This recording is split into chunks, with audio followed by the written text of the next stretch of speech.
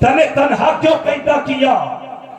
اگر رب کی مشیت سے پوچھو گے تو رب کی مشیت پکار اٹھے گی، اے میرے بندے، میں نے آدم سے نور محمدی کو نکال کر حضرت شیش کی پشت میں رکھ دیا تھا، اور شیش کے ساتھ اگر جڑوا بچہ پیدا ہوتا، اگر شیش کے ساتھ کوئی اور پیدا ہوتا تو وہ بھی یہ کہہ سکتا تھا کہ نور محمدی میں صرف شیش کا حصہ نہیں ہے بلکہ میرا بھی حصہ ہے۔ اس لیے رب کائنات نے جب شیش کو پیدا کیا تو تنے تنہا پیدا کیا۔ اب وہی نور حضرت شیش سے منتقل ہوتا ہوا، اگر ایک ایک پاک سلفوں کی بات کروں، پاک رحموں اور پاک ماؤں کی بات کرنے لگوں تو ایک اچھا خاصا وقت چلا جائے گا، اس لیے مختصر طور پہ میں آپ کو بتاتا چلوں کہ اب وہی نور حضرت آدم سے شیش میں منتقل ہوا، شیش سے منتقل ہوتے ہوئے پاک ماں کے پاک رحموں سے، باپ کے پاک سلفوں سے وہی نبی کا نور ہوتا ہوا میرے مصطفیٰ کے دادا حضرت عبد المطلب کی پیشانی میں چمکنے لگا۔ اب نبی کا نور، اب وہی نبی کا نور حضرت عبد المطلب کی پیشانی میں، حضرت عبد المطلب کا مقام بڑھ جاتا ہے۔ اب عبد المطلب کی شان بڑھ گئی، عبد المطلب کی عظمت مکے میں بڑھ گئی۔ اب وہی عبد المطلب میرے مصطفیٰ کے دادا ایک دن گئے خانہ کعبہ کا طواف کرنے کے لیے، خانہ کعبہ کا طواف کرتے ہیں، تھک گئے، حضرت عبد المطلب وہیں پہ سو جاتے ہیں۔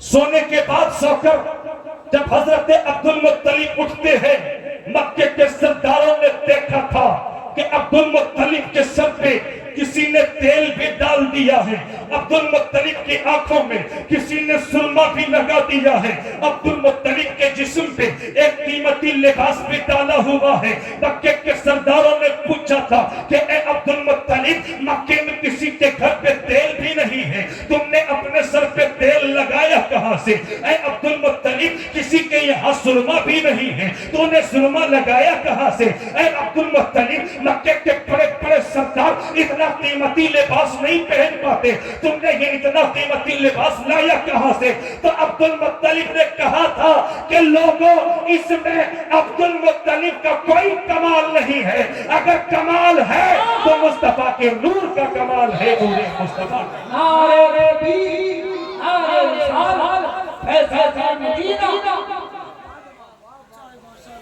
ماشاءاللہ کچھ دیر سنے آپ حضرات، مائک بس تھوڑا ساتھ دے دے تو انشاءاللہ میں کچھ بول جاؤں گا۔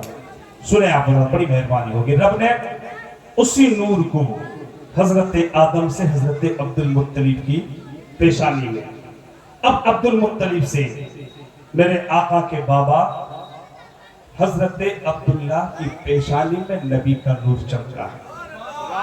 مصطفیٰ کی ولادت بیان کرنے جا رہا ہوں، نبی کی پیدائش بتانے جا رہا ہوں۔ نوجوانوں کچھ دیر سن لو، اگر جا رہے ہو ضرورت کے تحت چلے جاؤ، پھر آ جانا، شاعر صاحب تشریف لانے والے ہیں، اس لیے آپ لوگ بیٹھیے، کہیں مت جائیے۔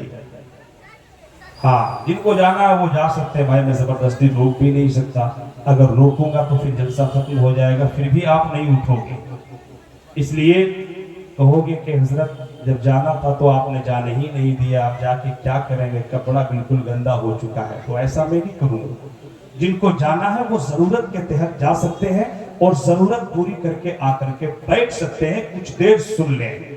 اب وہی نور حضرت عبد المطلب سے حضرت عبداللہ کی پیشانی میں، حضرت عبداللہ سے وہ نور حضرت آمینہ کے شکم اطہر میں منتقل ہو گیا۔ سبحان اللہ۔ اب نبی کا نور حضرت آمینہ کے پیٹ میں، یہ جو کہہ لیا جائے کہ میرے مصطفیٰ اپنی ماں کے پیٹ میں، میرے مصطفیٰ نبی یہ کونین ماں کے شکم اطہر میں ہے۔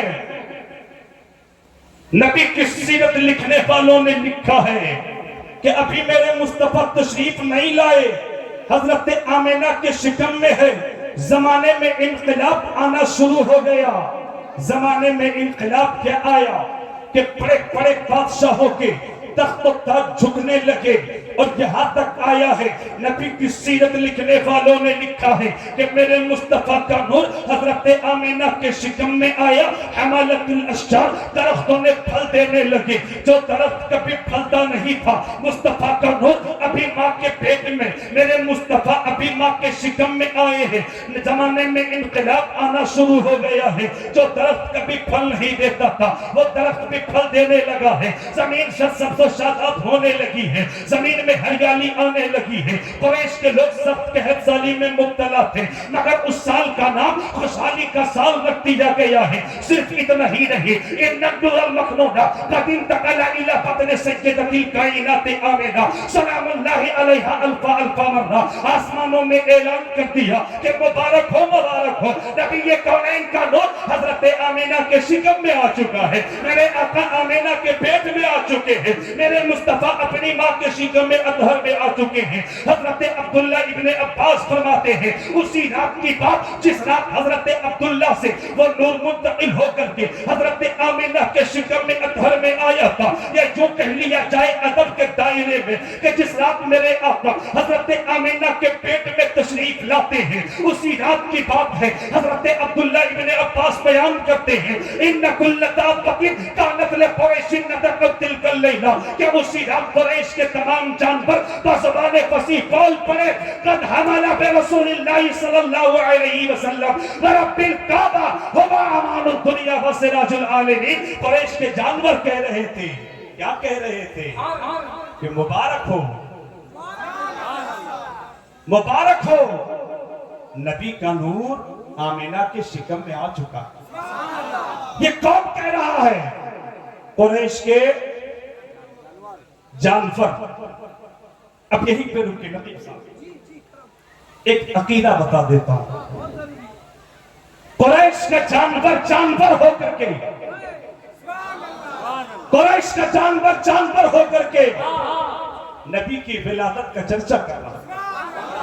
قریش کا جانور ہو کر کے نبی کی میلاد منا رہا ہے، نبی کی ولادت کی باتیں کر رہا ہے، نبی کی پیدائش کی باتیں کر رہا ہے۔ اب اگر کوئی دو پیر کا جانور یہ کہے کہ نبی کا میلاد منانا بدعت ہے، نبی کا میلاد منانا شرک ہے، نبی کی میلاد نہیں کرنا چاہیے، انہیں ڈنکے کی چوٹ پہ کہہ دینا کہ نبی کی میلاد تم کہتے ہو نہیں منانا چاہیے۔ ارے سنو، اگر تم نبی کی میلاد نہیں مناتے ہو تو تم انسانی شکل میں قریش کے جانور سے بھی بدتر ہو،